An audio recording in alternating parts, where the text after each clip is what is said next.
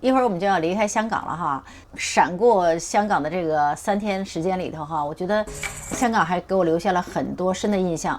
集中起来呢，我觉得有3点印象特别深刻的啊。比如说第一点哈，我就觉得贫富差异太大了，巨大。那以前对香港的印象就是那种豪华的那个高楼啊、酒店呀、霓虹灯啊、香港明星啊什么这些的啊，想象的都是那种光鲜亮丽的。但是我们从北京坐火车过来以后，一下火车。然后呢，我们俩觉得这个路看地图很短嘛，不到20分钟，我们就说走过来。但走这一路就让我很失望啊，路很颠簸不平，然后有的地儿还有管子里出了脏水，然后脏水那个司机蹭一下就过去，弄得2个行人这上都是那个污渍啊，他们都在看，真的是你没注意，我是在前头带路的嘛。后来呢，就是这2天逛呢，去了一些很多地方吧，我就感觉真的是贫富差异太大了，巨大。我们后边再详细再说吧。这是世界上贫富差距最大的地方，有可能。后来我们其实来香港呢，也还真的不是为了打卡来的。为什么来香港哈？主要原因真的是想来看我一个20多年前了吧，2个朋友，还有我的一个朋友。对对对，第一是我见我这个朋友哈，他是个香港大学的副教授，同时呢，Leo也有一个老同学哈，我中学一个校友，他是一个中国派到这儿的公司的副总。那个朋友其实曾经10多年前哈，在北京咱们一块吃过饭，我记得那时候那是10年前了哈，你知道这一晃眼哈，所以我们吃饭的时候也很感慨啊，怎么好？你看10年一见哈，所以我们想看看他们俩，看他们现在近况怎么样啊？还有从大陆出来的人在香港生活10多年以后，他们有什么感受哈？喜欢不喜欢香港啊？有什么这些人生感悟吧？然后呢，其实就挺让我惊讶的是，我这朋友啊，其实让我真的有点惊掉下巴了，你知道吧？今天先概括介绍一下我们对香港的总的印象，下次呢再详细介绍一下我这个老朋友从15多年前来到香港以后，所有到现在这些变化。到时候呢，想请大家帮帮我的这位老朋友。马上就要开始走了吧？地铁总是行走匆匆的行人。第一次来香港的时候，好高啊，这楼就在很有冲击力是吧？现在感觉没那样了。对了，超多的米其林店，所以金肝宝贝粥，我觉得空气质量挺好的，感觉特清澈。敢进去不？敢进，你当然敢进去。你那个朋友竟然想留在这儿，那是 unbelievable。其实来香港之前，我有一个最大的困惑就是说，我们最近因为研究退休、养老啊这些事情哈，我就看到很多不同的机构评比哈，香港的人均寿命在全世界都排名前1、2、3的这种的哈，永远是前1、2、3的哈。我就说这香港整个高楼大厦，人都生活在这么小的房子里，工作生活节奏那么快，压力大，怎么可能长寿呢？还有一点，其实我觉得这个噪音度很高啊，因为污染也很厉害。你看外边也是雾蒙蒙。我看看这个空气指数啊，我们这是维多利亚港啊，我们这是一个升了级的啊，所以我们以前在美国的时候做过视频哈，你坚持跟一家的酒店这个连锁店，Leo 同学在去年年底争取拿到了 Diamond 的这个钻石的这个会员啊，所以我跟我们升级到这种全景的维多利亚港的景观哈，虽然不是最繁华的地区，但是也是全都是港景啊，对面的港岛，还是挺不错的。今天有点污染。前2天咱们在这儿的时候，空气指数还可以，但是50几左右，是比北京好一点。但是今天不知道是雾霾呀，还是就因为阴天呢？我查一查。所以呢，我就带这个问题，其实问了我们这2位朋友啊，所以他们2个基本上确定了主要的3点原因哈。第一就是说，它80%的土地都 reserve 了。作为公园呀、建的步道啊，就是锻炼身体，所以大家呢在公寓之外呢都可以去里边那个绿化搞得特别好，所以呢这是一个挺大的因素。另外就像那个他说呢，年轻人不会干的2个行业，一个是服务型行业，一般都是60多岁的这个女性的比较多。然后呢，男性呢也不干这个，就干出租行业。这个出租车在这边特别多 ，Uber 很少。普通的老百姓啊，他工作的年龄很大，所以说这样反而成了好事了。为什么呢？你没在家闲着生闷气是吧？没闲出毛病来是吧？你这个总有一个参与感，总能活动，每天还得去通勤，他肯定不会是在他附近有工作啊。这个地方通勤也是个。还有一个原因就是说，就像我的朋友说，他说我就属于高工资的，我认识很多的人收入很高，但是几乎没有人有车的。对，因为养车成本太高了。对的，养车一个月光油钱加那个停车费，大概就要2万港币左右了。所以说他说呢，就是说大部分人都是公交，我们公交我们是尝试了，我们这2天买了一个香港的这个八达卡，我们就到处转悠啊。你说是坐地铁啊，然后地铁之间那个从这个线到那个线，在路上还要走一走。对，我跟你说，我就是说我怎么走出泡来了。第一天哈，我们其实坐地铁或打车哈，打车少一点，坐地铁多。我发现地铁站跟地铁站之间好久啊，就比机场里头从 terminal 走到另外一个 terminal 好像还远，所以这也是锻炼身体的。对，他们这个也是被动的哈，把身体反而弄好了。对。这个再一个就是我知道的，就是上一次我来香港的时候，我刚才我们分公司的同事聊，他们就说他们在住的时间很长了，他说香港人爱逛。因为他们也不是说就是爱逛街，他们主要也没办法。你像家里这么30平方米的房子，你在里面能待得住？你是夏天，你也别离得太近了。夏天，而且它都是窗式空调，你知道吧？嗡嗡嗡的响，所以说他在家里根本待不住。所以香港人吃完饭以后，哎，就下来逛街了，他不一定买东西。那里头到处都有空调，又舒舒服服的，是吧？逛街，你看我们看这个铜锣湾，我们给你看，我们在逛铜锣湾。说这么多，第一点就是说。公园绿化很多，大家多练身体，工作到很老，这是第一个原因。第二个原因，这其实是第二个原因，这实际上第二个原因，他们都认为这儿的医疗条件好，公立医院也都很好。总有个兜底儿的嘛。对，就是说，除了特别有钱的人住就是买私立保险，那可能看就医很快，公立呢等的时间长，有点像那个欧洲啊、加拿大那些系统是吧？哈，有兜底儿的，但是有可能延误你的治疗。但是他们认为这个医院还都是不错。这也类似国内长寿的统计结果和原因。除了香港跟澳门以外，就是上海，然后就是北京。其实你说从空气质量来说，这俩城市也不怎么样，但是就是医疗是全国一流的嘛。第3点就是我们听说呢，就是说这个食材哈，他们的食材好，饭菜质量好。低盐低油，这是粤菜的风格啊，多数是粤菜的啊。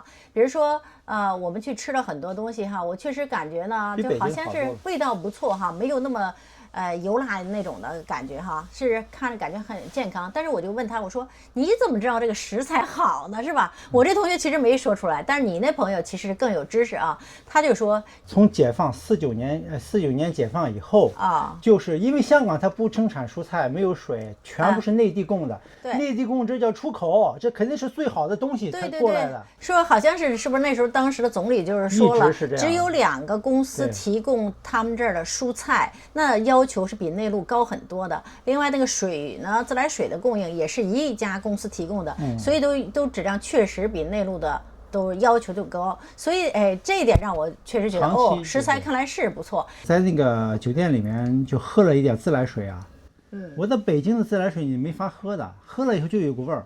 在他这儿，你别说，我当时因为在香港嘛，这确实是外边来的水，因为靠海的水都很差，包括青岛，我都喝过青岛的水，海边的水都很差，但是香港的水一点味儿都没有。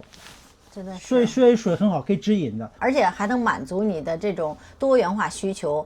比如说意大利的、日韩系的菜呀，什么都特别多，世界各地的菜你都能吃到。所以这个他们认为这是3种原因让香港人特别长寿。我不知道有没有香港的朋友哈，你觉得他们说的对吗？还有其他的原因吗？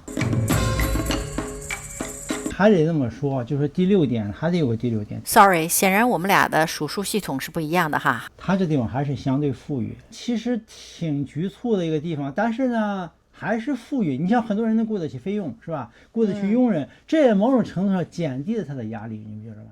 他这点他政府做得很好，这可能也是他们长寿的一个原因。对呀，尤其是老年人，他们很多外劳实际上是照顾老年人的，并不是小孩啊。对吧？因为老年人的话，是不是也容易长寿？让他们也有可能，如果没有人管呢？你比如美国是吧？美国老人自己独立生活的确实很多，但是他们确实也多数人都很孤单。孩子们不像中国的孩子们经常回家，邻居里走动也少，去养老院呢也没有那么多的丰富生活。所以如果个人不注意的话，可以想象了啊。我这是第2次来香港了，我来谈谈我的印象。我在20多年前来了一次。第一个就是说，贫富分化极其巨大，是吧？其实上次我就就感觉到了。这次因为又跑了很多地方，上次都是在市中心这一块啊，显得就是光鲜亮丽这一块，这次又跑了很多这个真正的是当地人住的一些地方。哎呀，我的天呐，他这个当然富裕的人是非常富裕，现在对面那搞金融的哈，他这个高端的工资啊，比肩欧美没问题的。然后你看房子了吗？你看房子几千万港币一套的，但是穷人，我给你看吧，他说了，经过我的同学聊。他说了，这个80%的香港人住在政府提供的房子里面，真正的这个建商建的房子只有2%很多人真是一辈子你也买不起房子，也不可能买得起。真，他现在就是说已经降了以后好像30万1平方米，这个而且他这个地方就没有大房子啊，这个好像90平方米的房子就是豪宅了简直是不可思议。然后呢，当然你看山上也有别墅。那得多少钱？你想想吧，是吧？那得多少钱？所以这贫富差距实在太大了。我们看着这个深水埗那些小区啊，那里边的人，哎呀，我就那种生活，我就不知道这个在香港这种地方能够，真是不可思议。就是那些人为什么还要待在这儿，我也搞不清楚。你那个朋友竟然想留在这儿，那是 unbelievable。第二点就是说，他这个就像你说的国际化是吧？确实是在中国这片地方。是吧？这个国际化最大的最好的就是香港了，是吧？首先你看我们这条街上，我们这全是各国的美食都有不便宜，但是各国的美食都有，做的也很地道。然后呢，外国人远远的比内陆多，是吧？满大街上有很多外国人，地铁里也很多外国人，他们很多人是在这工作的不是一个游客，很多人是在工作。我觉得挺好玩，就是说所有的报站台的都是粤语。中文、普通话，然后再就加上英语，看这些外国人好像都很 comfortable 就有点感觉像美国那种的，有一些单身的，也有一些带家庭的，小孩有一些年轻的这种那个白人，看着就是穿着短裤，就跟咱们在美国看着一样。在酒店吃早餐的时候，各色人种特别多，包括服务员，我就感觉像在美国的酒店一样。但是已经比国际化，已经比是那个20多年以前我来的时候已经差很多了，因为那时候我来的时候，很多公务员。很多警察都是外国人，都是英国人，估计那帮人也都退休了，是吧？香港的公务员的这个退休金很高，很好，福利很好，所以很多英国人就收回香港以后，他就没离开，一直在这干，不管是警察还是什么政府里面，还一直在干。但是呢，就是老百姓确实是这个退休金是很差的，这个是一个共性，不光香港了，这个据说是新加坡还有整个亚洲都是这样的。就是说你的自己管自己存钱，政府不大管你的。你别说从这一点上来讲，我告诉你这个美国有种种问题，但是美国好多方面，包括住房方面，很多人在抱怨说美国房价多高，你过来看看吧，是吧？其实从单的面积的价格来说，美国真比很多亚洲国家，北京和香港都便宜多了。不是，就是美国那些分配给那种低收入人的房子。拿到香港来都是中上的房子，我跟你说就是豪宅了，是啊，你像美国那个中低收入房，动不动100多平方米然后那个房子也不错，绿化的也很好，这个香港你见不到那种社区，怎么说呢？就是从这一点上来讲，美国还是不错的，老实说还是不错的。生活条件说实在的，对，抱怨归抱怨是吧？就是说他那个就什么瘦死骆驼比马大是吧？这个底子还是在那儿的。第三点呢，我这同学他属于高管了是吧？就是内地派过来领导这个香港分公司的高管了。他是做经济方面的。他那个虽然是大陆过来的，但是他这生活了10几年了嘛，他的思想某种程度上也是变化了很大，完全是跟内陆的干部是不一样的了。我觉得可能对你来说，你感觉很震惊他的变化。他说的好多话，我好震惊。他们国内的领导问他，他说你不忘初心，你给我讲讲你怎么不忘初心嘛？他说我当时就想升官发财，那是我的初心，我现在初心还是一样的，还是升官发财。他说这一点，他说大湾区了，他这块叫大湾区，就是香港、澳门。这个深圳还有珠海这个大湾区嘛，这一片是吧？他说这片的好处就他特别喜欢这儿的文化，因为这块的人他不谈政治的，就像北方那个见了面跟你谈政治跟你吵架的人，这边是很少。他说从17、18岁的到70岁的老翁，大家吃饭的时候就在谈钱，这点就说他比较舒服，他感觉到是吧？而且这样这个好处呢，他说就是说不像北方的人就是说自古华山一条道，你要想发财，你得当官或者是跟那个官僚体系得有关系，否则你发不了财在北方。这个南方就比较好，是吧？你当不了官，你还可以有别的办法，你还可以去做生意。他最喜欢这一点。我再给你补充一点，是吧？2点，第一个是他说，其实他可以调回北京的公司的，但是他不愿回北京了。他说他就一定要会在湾区里去，对他可能10有8九要去深圳了，对吧？就是他也快退休了，他也快到年龄了，退居二线，快退居二线了。就是这个也说明他很多国内的人呢，还是要往这个北京、上海这种地方挤，他不愿回北京了，对吧？这是一点。另外一点呢，他说呢，天高皇帝远。所以这个他为什么不愿意离开这一块呢？他说那个你们也在美国待过了，然后呢，他说你知道你在外边待过了以后，你很难就是回到在国内完全国内这种气氛里来。就你享受过自由，他话说享受过自由的人还能够再回得去吗？还能回到笼子里面去吗？我就好震惊，他像他这种人说这种话是吧？而且在咱们好在包间里头说的。对，他说那个前一阵儿，他说他经常跟我谈这事儿，他说那个还组织学习，他说现在学习都是不准带手机了，他因为。过去学党的文件是吧？这个都是大家都在玩手机嘛。他现在把手机都没收了，直接就找一个度假村里面去，然后呢包吃包住，然后大家就学红本是吧？其实他说大家都知道是怎么回事，但是大家都在表演嘛。而且他说这个北京嘛出过什么政策，他说一旦都传到广东了，已经拐了18道弯了，所以说根本就是完全的已经。不是原来那个想法，所以他就比较喜欢这一点，就是说别说太多了，天高皇帝远嘛，自由惯了。再更明确点说，他说就是说，大湾区的这边人呢，不再认为当官是唯一赚钱的方式，不是吗？哈，对，没有官反而更自由，只要有钱啊，生活可以多姿多彩的。对，他说了，你看当个官以后又不能泡妞，又不能出国，什么都不能干。他说这个还不如不当官了，只要有钱就行了，是吧？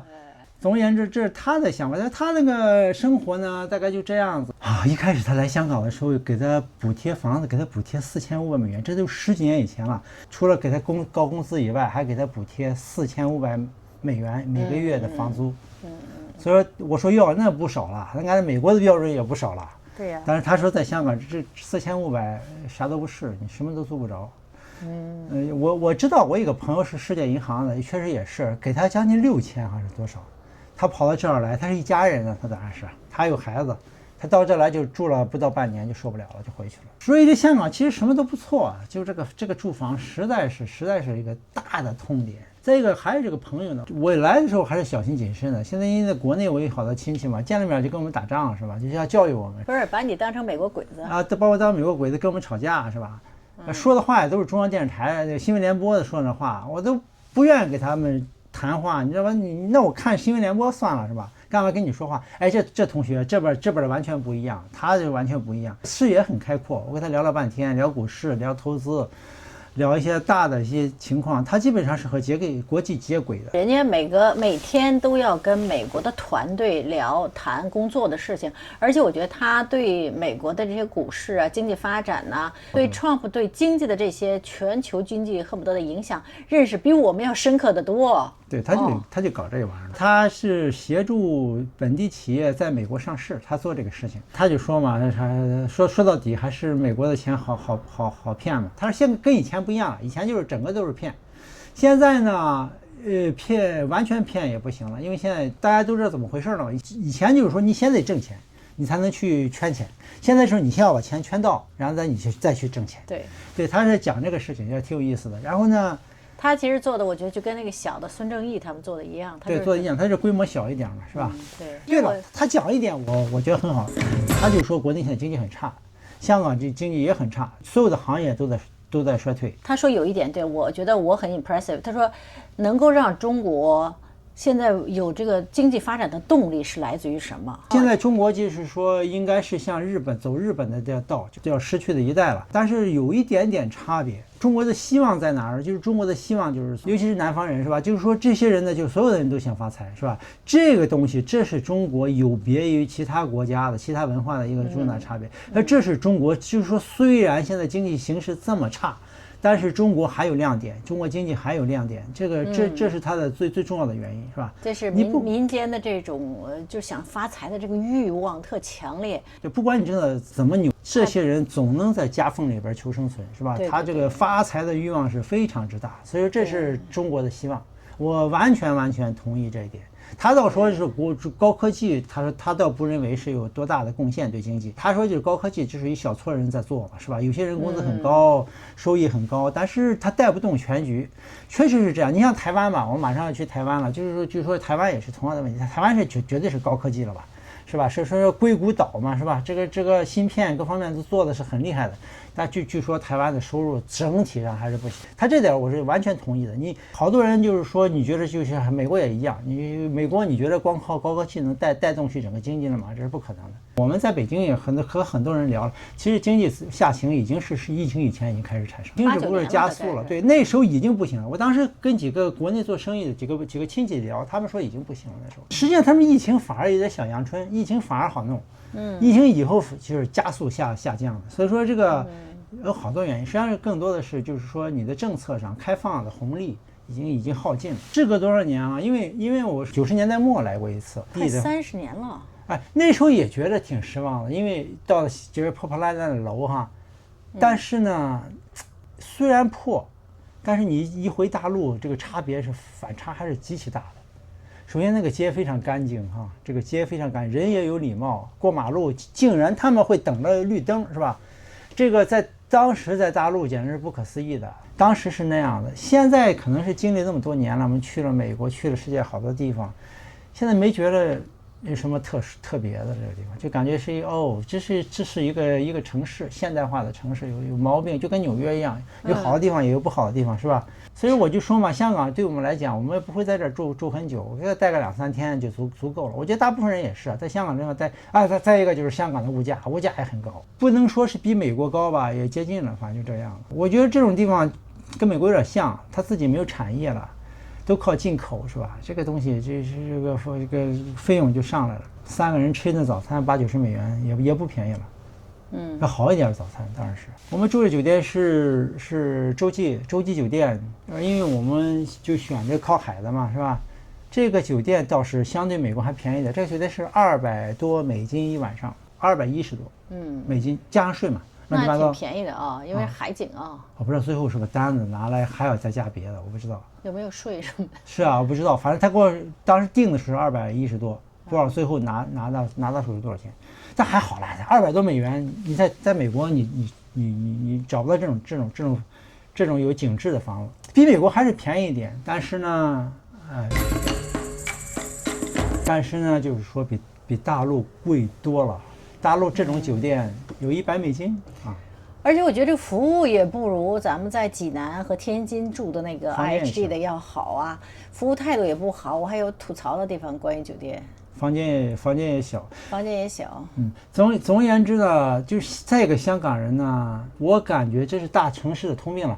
香港人对外来者不是特别友好，就是有点冷淡，不那么热情，不是那么额外的热情。对，冷淡。这个其实北京在国内也是一样的。而且呢，就是说你说普通话，老实说不是太好使，其实说英语反而更有效。对，有人说普通话好像人家听不懂，我们就赶快得换成英语。我不知道是他们听不懂呢，还是有某种程度的隐形的歧视，我搞不清楚。反正后来我们直接说英语了，说英语马上都有回答，马上就有反应，对，马上人就理你了。反正对了，就是说，总而言之就是这个样子。而且现在大陆人多了嘛。我还有一个感慨啊，我特别想跟大家分享，就是说呢，我这次很高兴，我们拐这个弯来香港看我这个老朋友。其实以前我们在学校的时候不能算是特别好的朋友，但是我们因为住的一个那个公寓的 apartment 里头嘛，楼上楼下，就是感觉我如果再晚5年来看，说不定他都不认识我了。有点沉重啊，下次再单独分享吧。